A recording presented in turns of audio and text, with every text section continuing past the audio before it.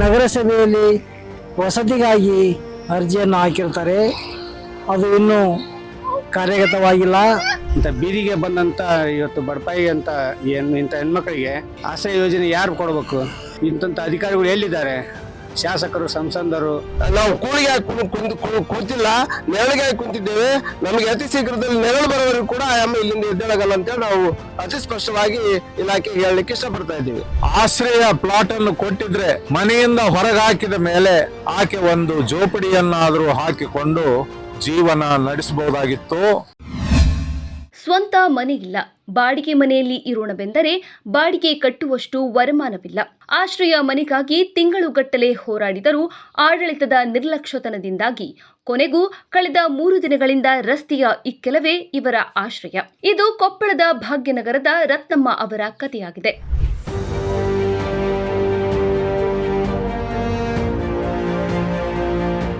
ಯಾರಿಗಾಗಿ ಆಶ್ರಯ ಮನೆ ಯೋಜನೆಗಳು ರೂಪುಗೊಂಡಿವೆಯೋ ನಮ್ಮ ವ್ಯವಸ್ಥೆಯಲ್ಲಿ ಅಂಥವರಿಗೆ ದೊರಕದೆ ಇಂದು ಬೀದಿಯಲ್ಲಿ ಆಶ್ರಯ ಪಡೆಯುವ ಸ್ಥಿತಿ ಬಂದೊದಗಿದೆ ರತ್ನಮ್ಮ ಅವರಿಗೆ. ಕೊಪ್ಪಳ ನಗರದ ಮೂಲ ನಿವಾಸಿಯಾದಂಥ ರತ್ನಮ್ಮ ಪ್ರಭು ದೊಡ್ಡಮನಿಯವರು ಇವತ್ತು ಬೀದಿಗೆ ಬಿದ್ದಿದ್ದಾರೆ. ಕಾರಣ ಇಷ್ಟೇ, ಅವರಲ್ಲಿ ದುಡಿದು ಮನೆ ಬಾಡಿಗೆ ಕಟ್ಟಲಿಕ್ಕೆ ಆಗ್ತಾ ಇಲ್ಲ. ಅವರು ಅನಾರೋಗ್ಯದಿಂದಿದ್ದಾರೆ ಮತ್ತು ಅವರು 2 ಮಕ್ಕಳಲ್ಲಿ ಒಬ್ಬ ಮಗ ಬುದ್ಧಿಮಾಂದ್ಯನಿದ್ದು, ಇನ್ನೊಬ್ಬ ಅವನು ಹಿರಿಯವನು, ಅವನ ತಾಯಿ ಮಾತನ್ನೇ ಕೇಳ್ತಾ ಇಲ್ಲ. ಆಮೇಲೆ ಈಗ ಅವರ ಸ್ಥಿತಿವಂತರಲ್ಲ, ಎಲ್ಲಾದರೂ ಹೋಗಿ ಸ್ವಲ್ಪ ದುಡ್ಡು ಅಡ್ವಾನ್ಸ್ ಕೊಟ್ಟು ಮನೆಯಲ್ಲಿರುವಂಥ ಒಂದು ಪರಿಸ್ಥಿತಿ ಅವರಿಗಿಲ್ಲ. ನಗರಸಭೆಯಲ್ಲಿ ವಸತಿಗಾಗಿ ಅರ್ಜಿಯನ್ನು ಹಾಕಿರ್ತಾರೆ, ಅದು ಇನ್ನೂ ಕಾರ್ಯಗತವಾಗಿಲ್ಲ. ಮನೆಯ ಮಾಲೀಕರು ಬಾಡಿಗೆ ಪೂರ್ಣ ಪ್ರಮಾಣದಲ್ಲಿ ಕೊಡಲಾರದೆ ಹೋದದ್ದರಿಂದ ಈಕೆಯನ್ನು ಮನೆಯಿಂದ ಹೊರಗೆ ಹಾಕಿದ್ದರಿಂದ ಈಕೆ ಕೊಪ್ಪಳ ಸಮೀಪದ ಭಾಗ್ಯನಗರದ ಒಂದು ಗುಡಿಯ ಮುಂದೆ ತನ್ನೆಲ್ಲ ವಸ್ತುವನ್ನು ಇಟ್ಟುಕೊಂಡು ಕುಳಿತುಕೊಂಡಿದ್ದಾಳೆ. ಇವತ್ತು ಸಖಿ ತಂಡದವರು ಬಂದು ಆಕೆಯನ್ನು ಕರ್ಕೊಂಡು ಹೋಗ್ಲಿಕ್ಕೆ ಪ್ರಯತ್ನ ಪಟ್ಟಿದ್ದಾಳೆ. ಅವರ ಮಕ್ಕಳು ಎಲ್ಲಿರಬೇಕು? ನಮಗೆ ಕೊಪ್ಪಳ ನಗರ ಸಭೆಯವರು ಹೋದ ವರ್ಷ ಧರಣಿ ಕುಳಿತಂತಹ ಜನರಲ್ಲಿ ಈ ಹೆಣ್ಮಗಳು ಕೂಡ ಇದ್ಲು. ಆಶ್ರಯ ಪ್ಲಾಟ್ ಅನ್ನು ಕೊಟ್ಟಿದ್ರೆ ಮನೆಯಿಂದ ಹೊರಗೆ ಹಾಕಿದ ಮೇಲೆ ಆಕೆ ಒಂದು ಜೋಪಡಿಯನ್ನಾದರೂ ಹಾಕಿಕೊಂಡು ಜೀವನ ನಡೆಸಬಹುದಾಗಿತ್ತು. ರತ್ನಮ್ಮ ಅನುಭವಿಸುತ್ತಿರುವ ನರಕವನ್ನು ಅವರ ಮಾತಿನಲ್ಲೇ ಕೇಳಿದರೆ ಇನ್ನೂ ಅರ್ಥವಾಗುತ್ತದೆ. ಫ್ಲಾಟ್ ಬೇಕಬೇಕ್ರಿ, ನಂಗೆ ದುಡಿಯೋದಾಗಲ್ಲ. ಈ ಬಾಡಿಗೆ ಮನೆ ಕಟ್ಟ ನಂಗೆ ಶಕ್ತಿ ಇಲ್ರಿ. 10,000 ಕೊಡು, 20,000 ಕೊಡು ಅಂತಾರೆ ಅಡ್ವಾನ್ಸ್. 8,000 10,000 ತಿಂಗಳಿಗೆ ಅಂದ್ರೆ ನಾನು ಮುಸುರು ತಿಕ್ಕಿ ಜೀವನ ಮಾಡ್ತೀನಿ ರೀ. ನಾನು ಏನು ಮಾಡ್ಬೇಕು? ಈಗ ನನ್ನ ಕೈಲಿ ಆಗ್ಲಾರ್ದ ಕೆಲಸ. ಹಂಗಾಗಿ ನನಗೆ ಕೊಟ್ಟರೆ ಫ್ಲಾಟ್ ಕೊಡ್ಬೇಕ್ರಿ, ಇಲ್ಲಾಂದ್ರೆ ನಾನು ಪ್ರಾಣ ಬಿಡ್ಬೇಕ್ರಿ. ನಮ್ಮ ಮಕ್ಕಳು ಕೈ ಕೊಟ್ಟು ಹೋಗ್ಯಾರ್ರಿ, ಬಡಿತಾರ ಅಂತಂದು ಹೋಗ್ಯಾರ್ರಿ. ಅವರು ಒಂದಿಷ್ಟು ತಂದಾಕಿರ ಒಂದಿಷ್ಟು ತಂದಾಕಲ್ರಿ ಅಂತ ಹುಡ್ರದ. ಒಂದು ಹುಡುಗ ಮೆಂಟಲ್ ಶಾಕ್ ಐತ್ರಿ. ಏನು ಮಾಡ್ಬೇಕ್ರಿ?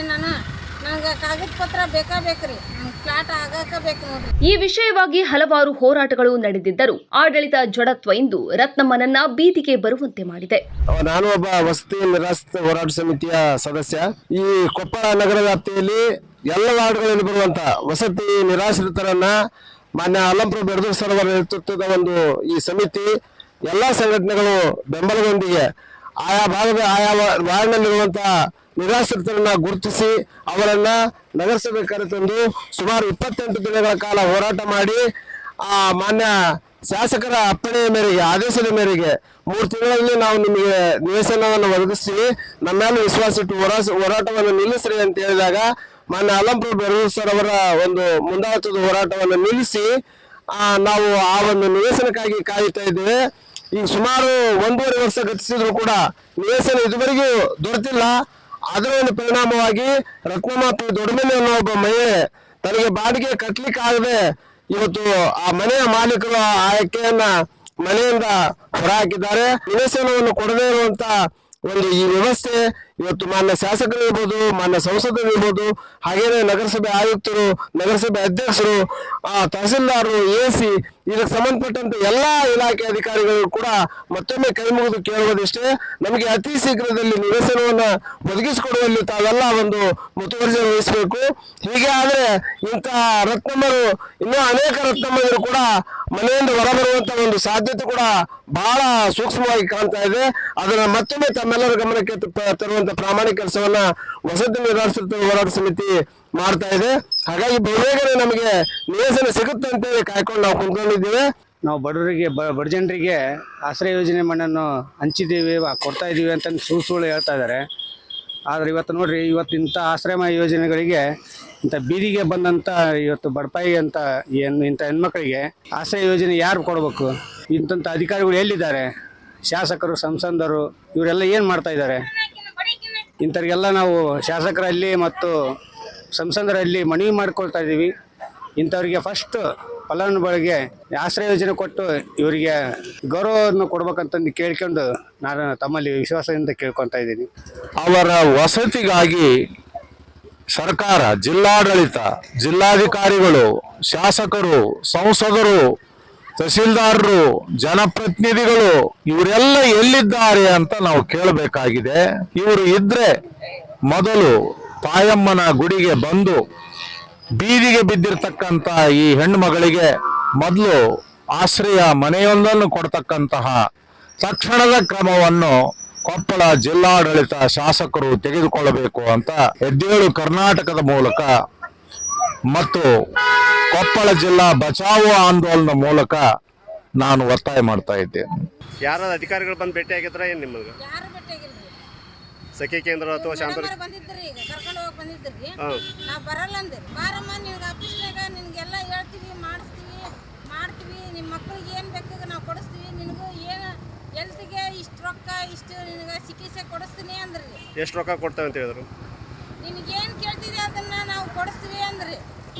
ಹಾಂ, ನಿನ್ಗೇನು ಕೊಡಿಸ್ತೀಯ? 10,000 ಕೇಳ್ತೀಯ, ಎಷ್ಟು ಕೇಳ್ತೀಯ, ನಿನ್ಗೇನು ರೊಕ್ಕ ರುಜಿ ಏನು ಬೇಕಾದ ನಾವು ಕೊಡಿಸ್ತೀವಿ ಬಾ ಅಂತಂದು ಗಂಟು ಬಿದ್ದ್ರಿ ಅವರು. ನನಗೆ ಫ್ಲಾಟ್ ಆಗಕ್ಕೆ ಬೇಕು, ನನಗೆ ಮಾತು ಕೊಟ್ಟಾರೆ MLA ಸಾಬರು ಕೊಡ್ತೀನಂತ. ಮತ್ತು ಇವಾಗ 1 ವರ್ಷ 2 ವರ್ಷ ಇಷ್ಟು ಅಲ್ಲಿ ತನಕ ನನಗೆ ಆಶ್ವಾಸನೆ ಕೊಟ್ಟರವರು. ಎಲ್ಲ ಕೆಲಸ ಆಗೈತಿ, ಎಲ್ಲದು ಮಾಡ್ಯಾರ್ರಿ. ಅದು ಎಲ್ಲಿಗೆ ಬಂದತ ಏನಿಂದತ ಹಂಗೆ ಮುಂದಕ್ಕೆ ಹಾಕ್ಯಂತ ಇಲ್ಲಿ ಬಂದು ನೂಕಿ ನಮ್ಗೆ ಇಷ್ಟು ತ್ರಾಸ ಆಗೋದು. ನಮ್ಗೆ ಈಗ ಕಟ್ಟಲಾರ್ದಕ್ಕೆ ನಾನು ಬಂದು ಇಲ್ಲಿ ಬಿದ್ದೀನಿ ರೀ. ನಾ ಯಾರ ಮತ್ತು ನಮ್ಮ ಕಮಿಟಿಯವ್ರ ಮಾತು ಕೇಳಿಲ್ಲ, ನಾ ಯಾರ ಮಾತು ಕೇಳಿಲ್ಲ. ನನ್ನ ಸಂಕಟ ವೇದನ ಅವ್ರಿಗೆ ಗೊತ್ತಾಗಿಲ್ಲ, ಆಮೇಲೆ ನಾ ಹೇಳಿಲ್ಲ. ಮತ್ತಷ್ಟು ವಿಶೇಷ ವಿಡಿಯೋಗಳನ್ನು ನೋಡಲು ಮತ್ತು ಹೊಸ ವಿಡಿಯೋಗಳ ಬಗ್ಗೆ ತಿಳಿಯಲು ಈ ದಿನ .com ಯೂಟ್ಯೂಬ್ ಚಾನೆಲ್ ಸಬ್ಸ್ಕ್ರೈಬ್ ಮಾಡಿ ಮತ್ತು ಬೆಲ್ ಐಕಾನ್ ಕ್ಲಿಕ್ ಮಾಡಿ.